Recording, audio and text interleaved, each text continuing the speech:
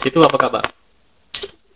Baik. Oke, jadi untuk Koko Leo nih, Koko Leo mungkin pertama-tama bisa perkenalan diri dulu nih kok. Oke. Jadi perkenalin, nama aku Leonardo Cheng, biasa dipanggilnya Koko Leo. Aku kuliahnya di BINUS kebetulan, Rio. Di mana? Nah, jadi BINUS. Oke, kuliah di BINUS ya. Ya, di BINUS kebetulan aku ambil accounting. Oke. Jadi udah familiar lah sama angka-angka kayak gitu kan. Mm-mm. Terus aku suka konsultasi sama orang. Gimana kalau aku jadi financial planner baik. Akhirnya semenjak situ aku mulai ambil sertifikasi lah beberapa. Contohnya kayak AWP sama CFP. Tapi yang CFP ini lagi tunggu pengalaman kerjanya, Be. Jadi gitu backgroundnya. Oke, jadi backgroundnya kuliah di BINUS, jurusan accounting. Dan kalau aku boleh tanya nih, gelar Koleo sendiri tuh, kan kalau yang setahu aku nih, gelar di financial planner itu kan ada terbagi menjadi 4 ya. Ada CFP, CFA, CPA, sama CHFC kalau nggak salah ya. Ya. Kalau untuk Ada Koleo sendiri, beberapa sih. gelarnya tuh, apa tuh namanya tuh? Yang mana? Kalau aku sendiri udah gelar AWP pertama, Associate Wealth Planner. Terus kedua, aku udah ambil dan ujian yang CFP. Oh, berarti yang CFP ya? Oke, berarti Yoi. Certificate Financial Planner. Mhm. Dan kalau boleh tahu juga nih, berapa lama sih Koleo ini sudah jadi financial planner? 1,5 tahun lah, Ri. 1,5 tahun menjadi financial planner ya. Dan sudah berapa banyak nih orang yang sudah ditangani selama 1,5 tahun kayak gitu? So far sih yang udah konsultasi sama aku kurang lebih ada 80-an orang sih. Dari awal banget sampai sekarang kurang lebih ada 80-an orang. Oke, kalau untuk orang sudah 80, berapa rupiah nih? Berapa sih duit yang sudah ditangani sama Koko Leo nih? Aduh, kalau kebetulan aku sebagai financial planner, aku gak pegang duit nasabah. Jadi aku cuma lebih ke kasih saran, oh uang om atau tante nih misalkan, bagusan om atur kayak gini-gini aja. Oh, tapi itu udah Jadi termasuk sampai financial sekarang- planner kan? Gimana? Sorry Rio. Kalau untuk Koko Leo nya sendiri itu nggak megang duit nasabah, tapi itu sudah termasuk financial planner nggak kalau untuk memberi saran ke orang? Udah termasuk ya? Enggak. Oke. Jadi kalau untuk kotak-atik duit nasabah, aku gak berani pegang untuk sampai saat ini. Jadi lebih ke nasabahnya sendiri yang ngatur, tapi kita yang bantu ngarahin gitu, Rio. Jadi Kenapa? misalkan Rio nih, udah konsul, Le, aku punya duit segini nih. Oh boleh Rio, nanti kau alokasiin ke sini gitu. Tapi Rio yang ngatur sendiri nanti. Oke. Oke, jadi kalau untuk bahas-bahas tentang nasabah, klien, nah aku mau tanya nih sama Koko Leo sendiri, kalau untuk klien ideal, menurut Koko itu seperti apa sih? Oh, Nggak bisa. kalau untuk aku sendiri sih, klien yang ideal buat aku, gak butuh uangnya banyak. Yang penting dia mau disiplin sama mau ikutin saran yang kita kasih aja. Soalnya beberapa klien yang aku tanganin, uangnya ada, materinya ada, udah ikut konsultasi tapi gak dijalanin, jadi kayak percuma aja gitu ya. Itu Udah ibarat- kita capek-capek kasih Oke. saran, udah tahu step-step yang benar, tapi ujung-ujungnya gak dijalanin juga. Jadi kriterianya lebih ke mau belajar sama disiplin aja. mau belajar sama disiplin gitu ya. Terus kalau untuk Koko Leo sendiri nih, jadi financial planner, itu dapat kompensasi nggak sih?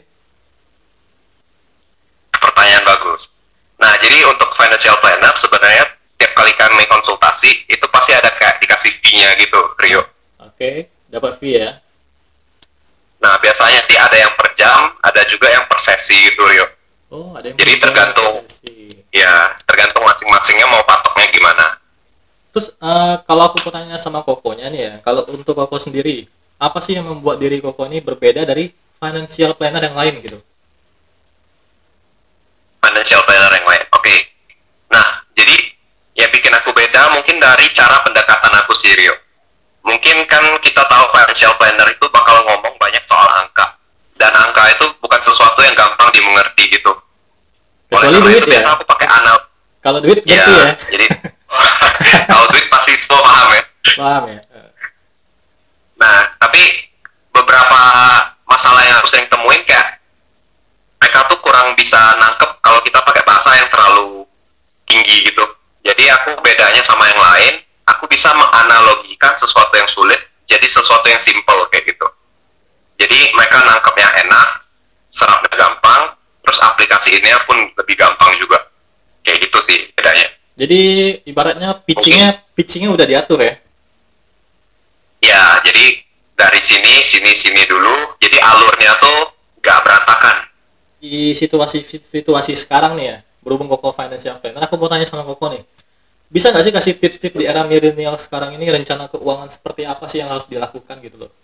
Anak-anak milenial bisa atur keuangan sekarang ya? Kita pun anak milenial ya, tapi kita nggak susah-susah ya. Oh iya, kita kan pengecualian. Jadi gimana nih kok? Kalau tips buat anak milenial sekarang sih, mungkin mereka harus kayak dikasih batunya dulu sih, Rio. Kena paku? Batu. Kena batu. Oke. Ya, jadi kayak, aduh, mereka harus ngalamin yang namanya uang tengah bulan seret, terus tiba-tiba diajak makan pergi, gak ada duit, dan lain-lain kayak gitu. Yang akhirnya buat mereka bisa buka pikirannya dulu nih. Jadi kayak, oh, ya bener juga yang Leo ngomong ya. Aku tanggal 15 uang udah habis, udah gini-gini. Besoknya mau makan gimana, segala macam kayak gimana. Jadi mereka mikir dulu, oh, ya ternyata aku butuh belajar keuangan nih. Jadi pertama kenalin batu dulu. Setelah itu aku baru masuk pelan-pelan, Rio.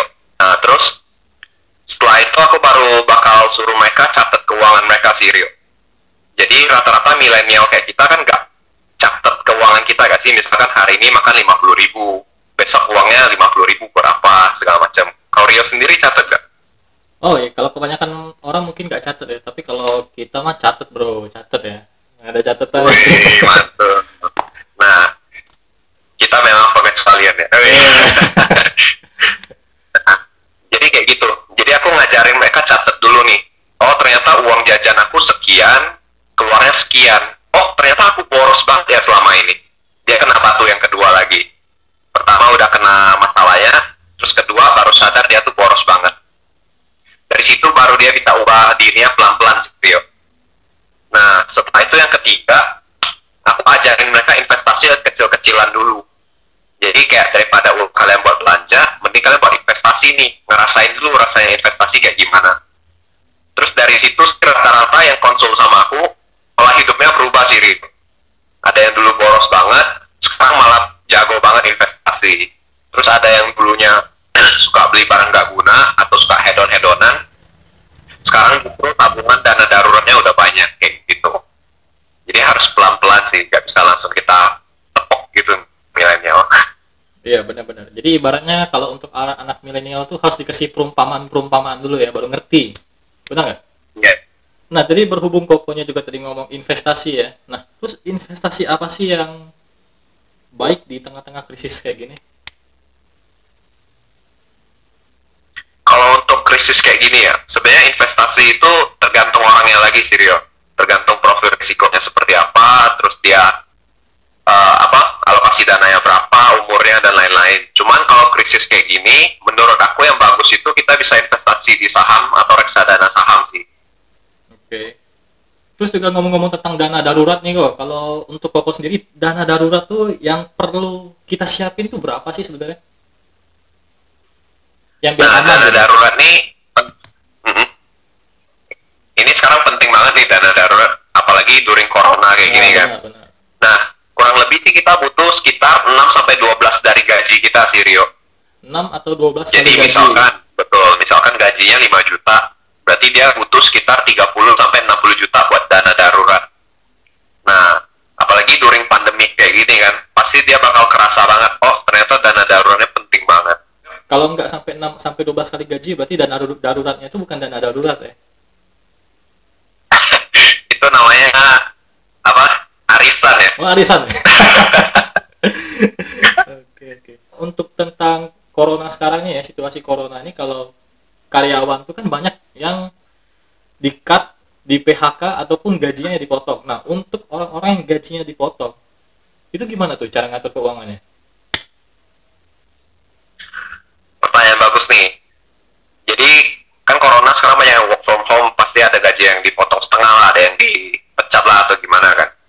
Pertama sih mereka harus lihat kondisi finansialnya sekarang lagi sih. Jadi mereka harus lihat uangnya sekarang masuknya berapa. Misalkan, oh dulu gaji 5 juta, sekarang cuma jadi 4 juta. Nah setelah itu mereka harus lihat pengeluarannya mereka. Biasa bulanan keluarnya apa-apa aja gitu. Nah semenjak work from home kan pasti ada biaya-biaya yang kita biasa keluarin tapi nggak keluarin. Misalkan kayak transport, minum-minum kopi cantik, terus makan-makan mewah dan lain-lain kan itu bisa dipotong-potong period. Nah jadi kita harus analisa dulu nih pendapatan sama pengeluarannya, kita pindah-pindahin dulu. Nah setelah itu kita baru ini sih, setelah itu kita harus siapin dana darurat kita, karena kan jaga-jaga lagi kita sampai kapan sih gajinya bakal dipotong terus nih. Jadi setelah pengeluaran dan itunya selesai, kita sisihin nih kurang lebih 5-10%-nya sisihin dulu ke dana darurat. Kalau bisa untuk sekarang-sekarang ini, kalau uangnya tak berlebih, jangan investasi dulu deh. Sama jangan buat gaya lifestyle, gak usah beli barang-barang yang mahal-mahal dulu. Misalkan beli baju lah, jam tangan. Toh kan kita di rumah aja, gak ada keluar-keluar kan. Mau pamer ke siapa gitu, bajunya keren, jam tangannya bagus, sepatunya gitu. Jadi barang-barang konsumsi itu dihindarin dulu. Apalagi kan sekarang mau lebaran nih Rio, kita tahu lah yang kayak online shop tuh bakal wah gila banget promosinya kan. Jadi kalian harus tahan godaan di masa-masa sulit kayak gini dulu. Menurut aku itu sih buat yang karyawan-karyawan. Jadi untuk cara ngaturnya seperti itu ya, balik-balik lagi ke diri kita sendiri, cara ngaturnya seperti apa gitu kok ya. Betul. Nah sama juga nih kok, mungkin untuk pertanyaan-pertanyaan lebih lagi nih ya. Aku kemarin sempat ada buat di Instagram. Ya, ini pertanyaan seputar keuangan. Nah, di sini juga ada beberapa pertanyaan dari teman-teman semua. Dan mungkin aku mau tanya ke Koko juga nih dari pertanyaan mereka. Waduh. Banyak ya netizen. Nah, lumayan lah. Jadi untuk pertanyaan pertama dari followers nih. Ada yang nanya pertama tuh kayak gini kok. Dengan uang puluhan juta, itu bagus diinvest atau diusahakan? Atau punya ada saran lain nih? Tuh, gimana dok? Oke, pertanyaan ini juga sering ditanya sih, kayak aku ada duit nih, bagusnya invest atau diusahain ya? Oke, aku tanya balik ke followersnya nih, kalau kita punya uang misalkan cuma 10-20 juta, kalau kita mau bisnis, bisa bisnis apa kira-kira? Pengalaman soalnya kalau gitu bisnis ya? sekarang kan mungkin butuh ratusan sampai miliaran nggak sih? Kalau bisnis 10-20 juta, mungkin kecil-kecilan. Dan itu pun kau harus pikir juga, oh ada biaya inilah, biaya tetepnya lah, dan lain-lain. Nah, kalau investasi, kalian cuma butuh taruh duitnya, mendemin dan tunggu aja gitu. Tapi tergantung lagi. Tapi biasa investasi, kalau Leo ambil yang paling aman aja, itu kurang lebih 7% per tahun. Misalkan, Rio taruh 10 juta nih. Tahun depan, dia cuma keuntungannya 700.000. Nah, kamu lihat lagi kalau kamu bisa bisnis hasilin 700.000 dan lebih cepat dari setahun, mungkin kamu pilih bisnis saja. Tapi kan bisnis banyak kayak yang perlu dipikirkan lah, karyawan lah dan lain-lain gitu. Sedangkan kalau investasi kita biaya mikirnya kecil sama gak capek. Jadi kita tunggu orang yang kerja buat kita, si uangnya itu. Jadi balik ke kamunya lagi sih bro. Kalau aku sendiri sih aku lebih prefer investasi. Karena kalau bisnis mungkin untuk kondisi sekarang kurang memungkinkan. Karena apalagi corona kan, lebih bisnis ke online-online gitu. So mungkin bisa menjawab. Oke, next question nih kok. Tanyanya tuh nggak tahu ya nyambung atau enggak, tapi aku coba bertanya aja ya. Oke, boleh. Uang jajan kering kok semenjak kuliah dari rumah. Oh ini kita tanggepin aja lah ya sambil lucu-lucuan berarti ya. Sama sih, gak cuma mahasiswa doang yang uangnya kering, tapi yang kayak pegawai-pegawai kayak kita dan teman-teman kita juga kering, Rio ya. Iya, tapi yang nanya ini kalau bisa ya, udah kuliah jangan minta duit sama orang tua dah. Bikin susah ya. Iya. Oke, untuk next question lagi, ada yang nanya nih kok dari ibu-ibu nih, investasi buat ibu rumah tangga nih kok apa nih? Investasi buat ibu rumah tangga ya. Oke. Nah, jadi seperti yang Leo ngomong tadi, investasi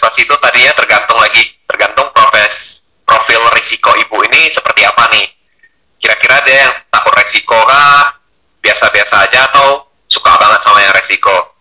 Tapi karena aku punya mama, tante, dan beberapa orang ibu-ibu yang lain, rata-rata si ibu-ibu tuh lebih ke takut resiko atau sedang-sedang aja.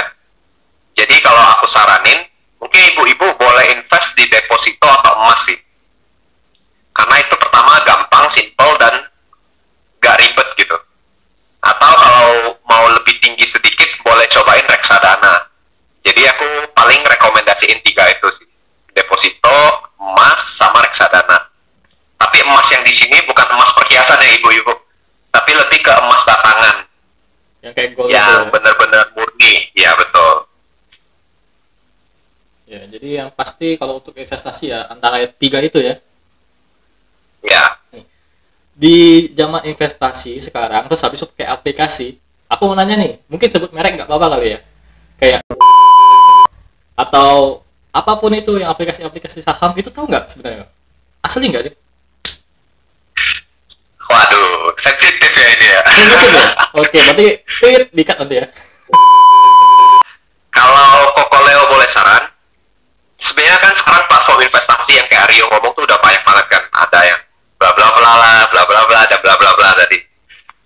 Cuman kalau kita mau lihat dia benar atau enggak, kalian harus ada lihat logo OJK-nya.